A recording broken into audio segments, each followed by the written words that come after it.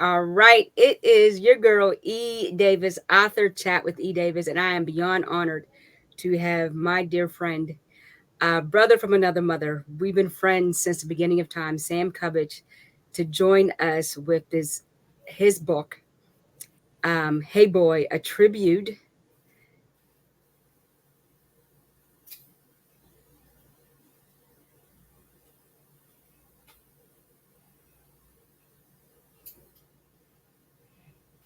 And thank you so much for just taking the time. Because first of all, this book, it's so I don't want to say basic because I don't want to undermine it, but the simplicity of this book is the epitome of beautiful because he just shares pleasant memories with his father. And you're the only child. Yes, I am. Yep. Ah, the chapters are called memories, Mm-hmm. and which I like because it's like because you're reflecting on a specific time, Right. and with that time, like this is how I looked at it, and I'll use the Steeler. I'm gonna call it the Steeler tantrum.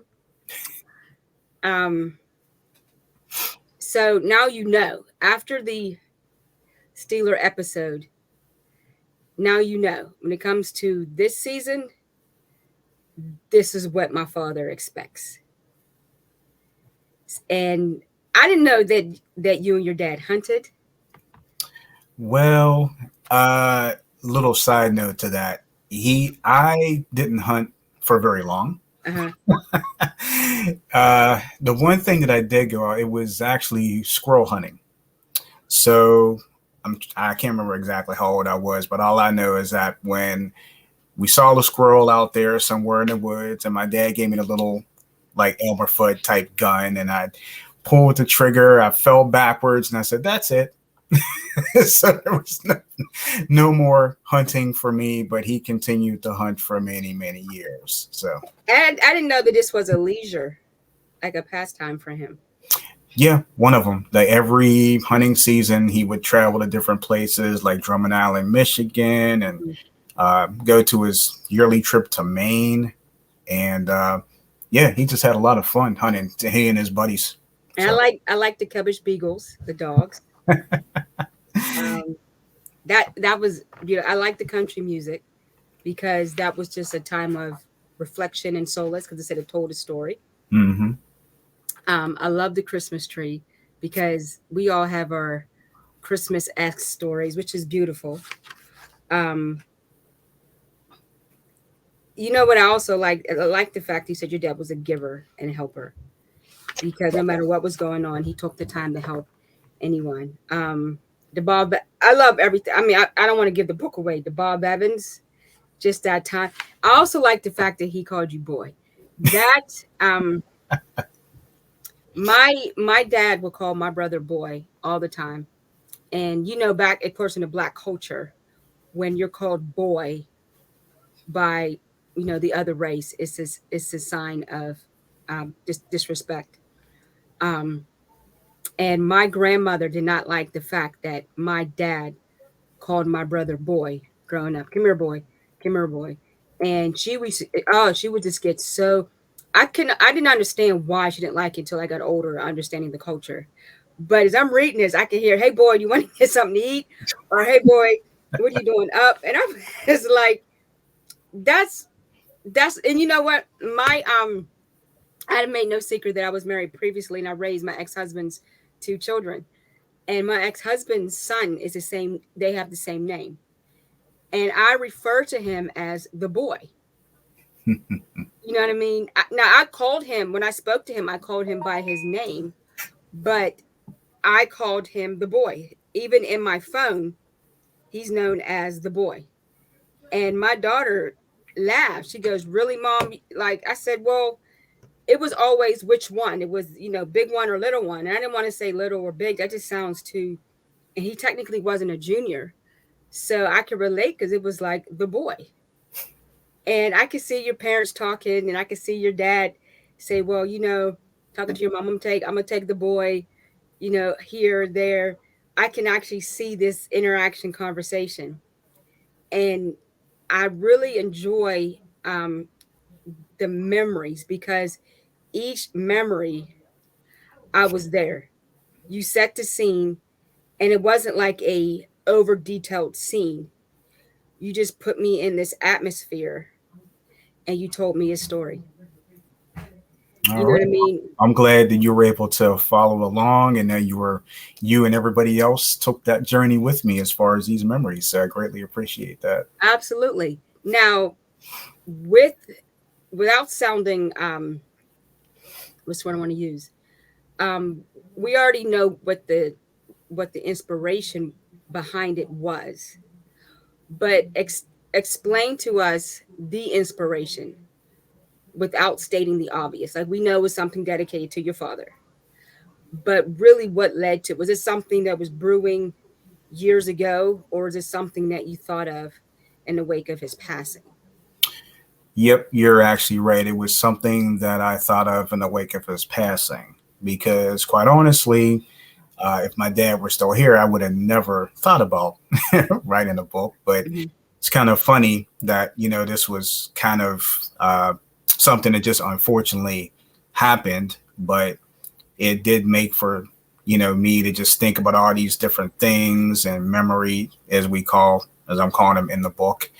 Uh, just to kind of create that. So yeah, definitely it was something due to his passing that I just thought about. I had to do some sort of tribute to my dad where I know that he would be smiling and proud and quite frankly, every time that I raise that book and every time I see his picture, I can hear him in my head now say, "That's right, boy. You go ahead and you show me to everybody. You put me out there, boy."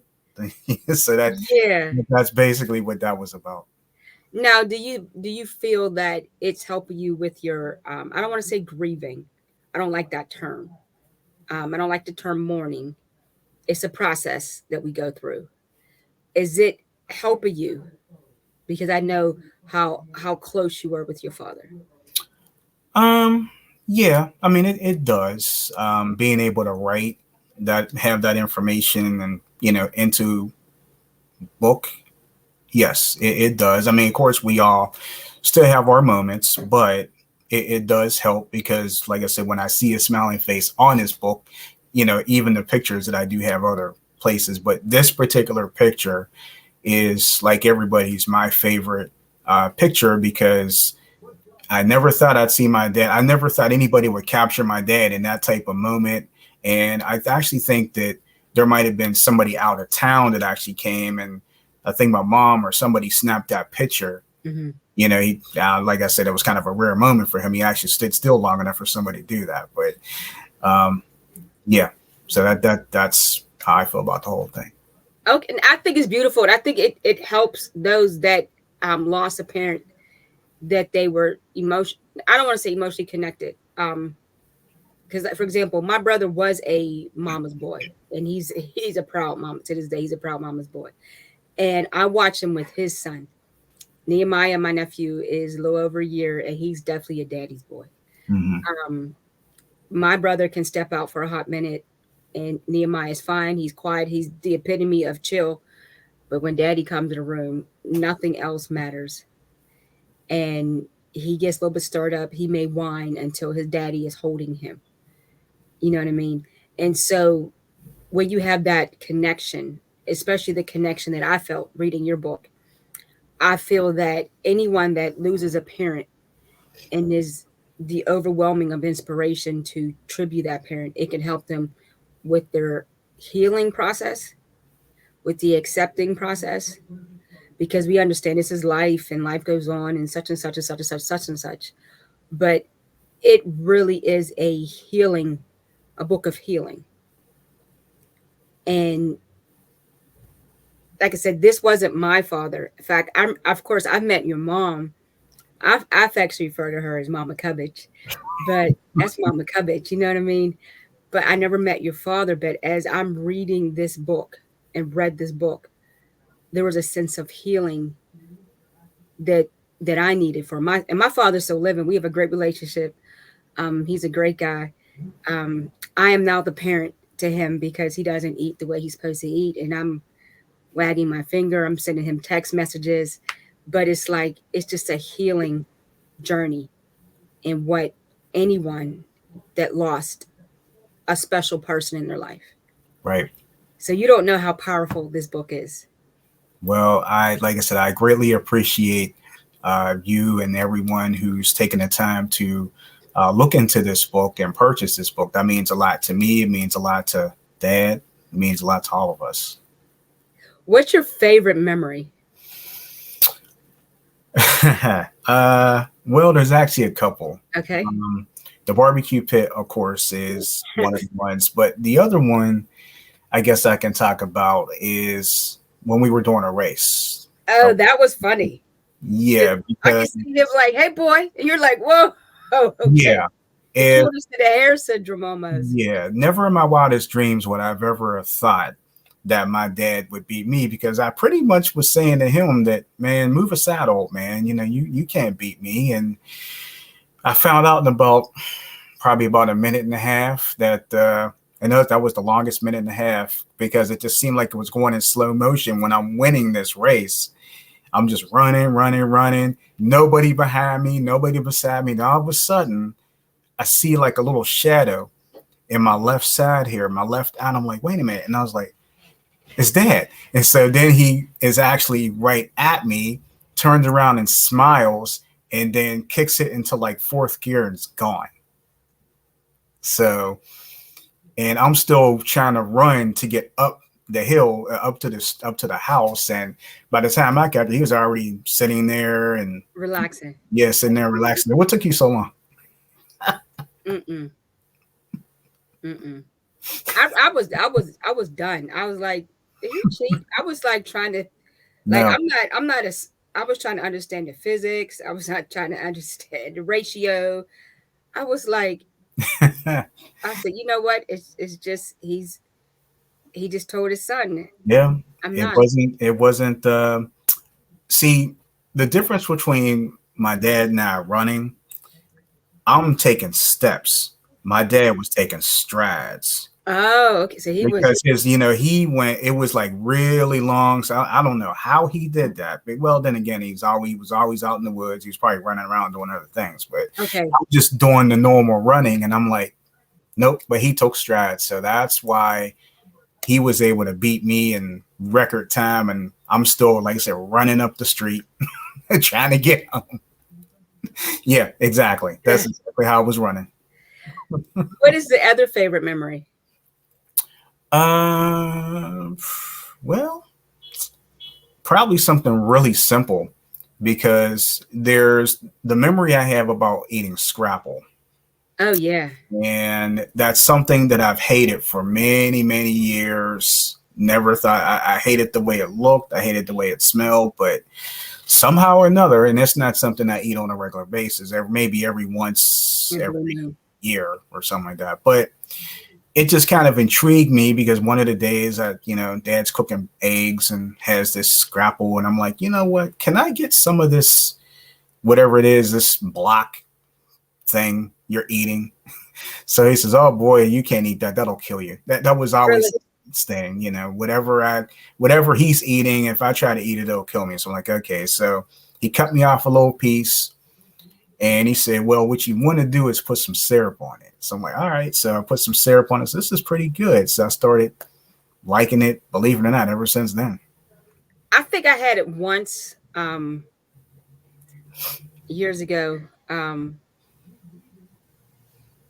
I had it once. I don't remember the taste. Um, and now that I'm vegan, I think I'm almost afraid of it. It's like, okay. But Mm-hmm. reading the book, my favorite memory, I believe, is when it's that 4 a.m. coffee time. Yeah, right 'Cause before he went to work.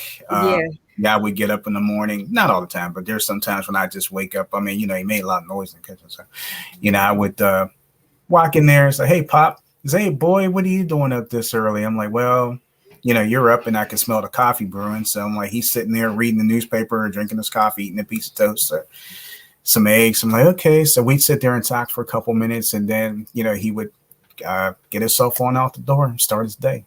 see, I like that because I'm up around that time. Uh, Mm-hmm. 4 a.m.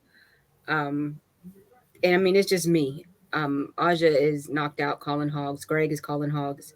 And that's how I know when he's exhausted after a long day. If he's exhausted, like spent, is when he snores. And I feel bad because everything is done, but it's like you got to roll over because you you you sound like a lawnmower. But that 4 a.m. is just that's like my time, my quiet time. I pray, I meditate, I read my Bible, and it's just like me and God. And that's such a personal hour. You know what I mean? And Hmm. that's why I was like, okay, that personal time with you and your dad, that really resonated because, like you said, he's up, he's getting his agenda together, and you're up, and it's just that's like that intimate time as well. One day my daughter will smell the coffee brewing, and she may join me at 4. She's usually going to bed around 2, 3 o'clock, so she's a night owl. But I also like the Christmas tree, because Christmas, it brings that the fresh pine tree in the house. Hmm. Um, I love that. I like the scrapple because it was like, let me try the the the grown up food. I definitely like the shaving memory. Somehow I knew you were going to say that one. That Yeah. was That funny. I must said, oh, be- he got his little cute little tool kit, his shaving kit. He gonna shave too. Yo, yeah. Yeah. that You had to that walk was that one. that was beyond adorable because again, it was that bond. You know what I mean? Because I wonder if what how would Mr. Cubbage be if there was a girl in the picture? If you had a sister, I don't know. Well, yeah, he'd be fine. He would have been fine with it. you think he'll be an overprotective father? Yes. Take a Yes. minute and think about that one, Sam. No, it didn't. No, I wouldn't know. Yeah, he would have been overprotective. She couldn't go nowhere. Nope. It's a good thing that, and I love the origin of the Cubbage because I did an ancestry DNA, and I found out my origin. And Davis is Irish, and my mother's maiden name is Irish. So I think we may be cousins, Sam. You never Hey, know. we could be kin. We could be cousins. I loved it. I love the fruit. Because it was more so of go with the flow. Whatever he feels like, I enjoyed. I just enjoyed that. And the blizzards. You know what I think of these two blizzards? I think of the comment, "Where were you when?" The blizzard of '93. I believe I was grounded for not doing my homework, and it was March 15th of '93. And the Mm. blizzards, because I remember because March 15th is my cousin's birthday, and not that she had anything planned, but I was saying I'm so glad she didn't have anything planned. March of '93. I remember that blizzard, but March of 2010. Um, that was a crazy blizzard because I remember walking home from the bus stop to pick up my daughter from the daycare, and I had on 3-inch heels. Don't ask. And Ah, my house is on the hill, so the daycare's house was on the hill, and I had stopped in Barnes and Nobles prior because it was going to be a book weekend. Um, I wasn't even thinking of snow because it was already the winter time. I think it was February, and with Pittsburgh weather, you just never know. You know what I mean? right. And I said it's going to be a book weekend because I would crochet for extra money and special projects. So I didn't have any projects to do. It was payday, so it was going to be a book weekend. I got my daughter; she was into I think Junie B. Jones or Dork Diaries, whatever the latest was. I got it for her, and then I came home, and the snow was beginning to stick, and I'm in the 4-inch boots. I'm walking down the hill with her. It was a matter of getting in the house, and again, I did not anticipate a blizzard that we got, maybe 3 feet, 4 feet. Again, Pittsburgh. And the very next, I came home. I think I even ordered pizza. Again, it was just one of those nights where you're just relaxing. And I start reading my book, and she's off in her own world. And it's one of those nights where there's no worry. Right. I wake up the next day, my phone is ringing, and one of my friends, she calls me and she says, "Is your electricity on?" And I'm like, "Well, yeah, because you're calling me on the phone." I hadn't even looked outside yet. And I looked at, she like, because mine's not on the blizzard. I'm like, "What blizzard? What blizzard? Like, it's February." And I was like, white out. I was like, where? I felt like Dorothy in Kansas. Like, Yeah. and Yeah. then I was like, open up my front door. You, it was just all covered with snow. Like, I said, okay, this is a blizzard. And reading this took me back. And I actually felt jealous of the neighbors because I didn't have the Cubbage support to help. I mean, I had to make a tunnel. I knew nothing about shoveling snow because I always gave somebody a couple dollars to here handle this. You know what I mean? Um, and I was basically trapped in my house for 2 days. Yeah, I can kind of relate to that because that blizzard of 2010, I know that I was working in a different place. I was working like a mid shift. I was working like an 11 to 7:30 because that was Hmm. the shift I had for a while. And just like not really seeing what the weather was like. I mean, people were like, I mean, we knew it was snowing because it was wintertime. But then when you looked, I said, okay, it's a couple flakes and it's like, light dusting out there. But then it was like a half an hour later, or no, about an hour later, honestly, is when they had all this snow there. And I'm like, okay. And they were telling people, you need to get home. So, like, okay. So I remember I ended up uh, trying to make it home.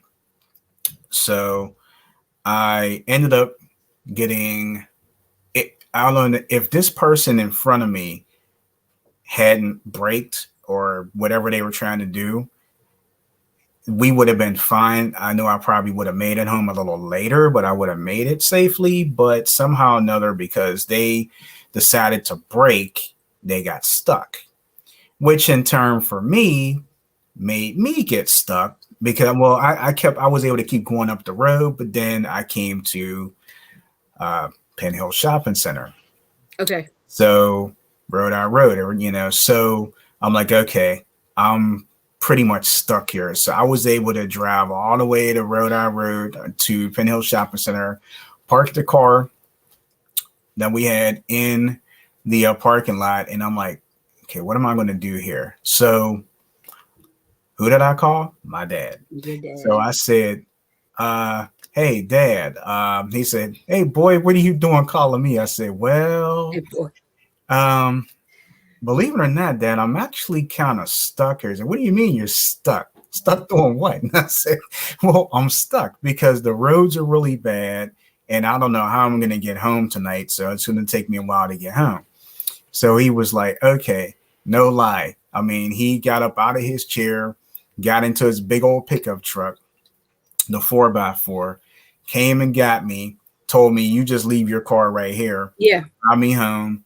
And then Bobby and I were here for, like you said, a couple days. We were in for a couple days. And he said, because it's going to take a couple days to dig out your car. So a couple days came. So dad comes in, picks us up, and we go get the car. And he wasn't lying. Yeah, we had to dig it out, and it was a little hatchback, which was really funny. So we're digging it out, digging it out, digging it out, and letting it run, digging it.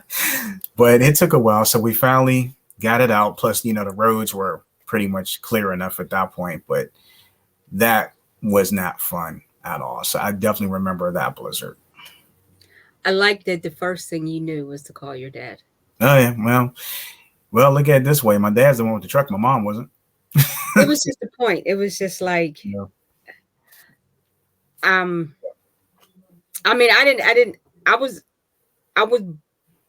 ignorant to the blizzard. And then we had a couple more inches a couple days later. So I don't even think Pittsburgh saw the ground until like mid-March because it was snow on top of snow, and then it was Mhm. the cold, so the snow froze. And then I had a large pine tree on the side of my house that the snow attacked, and it was just hanging. And I didn't know plants or anything like that. And so by the springtime, summer, my neighbor said, "You want your tree?" Because he had a fire pit. And I was like, "Is it not going to come back?" He just looked at me like my tree was just slumped over. And I was like, "It's not going to come back?" He was like, "Nah." I said, "That blizzard killed my tree." You know what I mean? So I said, "Yeah, you can have the wood. Just," I said, "Do you cut it down?" It was just funny because it was like you just never know. But I every time I hear "Hey boy" now, it's heartwarming. Appreciate that. It's Yeah, so heartwarming. yeah, definitely appreciate that. That was Dad's slogan. I mean, he never really called me Sam. Hmm. Never really called. Well, he would call me Sam, but very rarely. He would call Yeah, me Boy mostly. He would call me Junior a yeah. lot. So either Boy or Junior. But yeah, hey boy, take out the trash. Hey boy, go clean your mom's car. So, hey boy, you wanna run out to the restaurant with me? Things like that. So yeah, that's the because he said hey boy a lot. So and not just to me, but he would say it to all the neighbors and all of his friends too. That was just his slogan. So Now, will you? Now, you had said prior to the broadcast, but will you write another book? you know what? I'm not sure yet. Like I said, just gonna let this one marinate first. I'm pleased at how it's working out so far because believe it or not, we actually had someone in Great Britain purchase a copy. So I'm really happy about that. And that really warmed my heart to know that that actually reached another country. So you never know. Okay. Well, congratulations on your international sale. I appreciate that. Thank you very much. That's that's amazing. And again, I just wanted to take the time to take thank you for taking the time to do this author chat. And I'm very glad I got my copy. So next time I see you, I'm gonna maybe just carry it with me because I need you to sign it um, from the Obamas of Pennsylvania. Hey, stop saying that. Sam and Bobby, they are the Obamas. But I'd also enjoy the final thought. Um, what I mean? And then with respects to your father, this is just a beautiful tribute. And I know without a shadow of a doubt in my heart that your dad, he is immensely proud of you.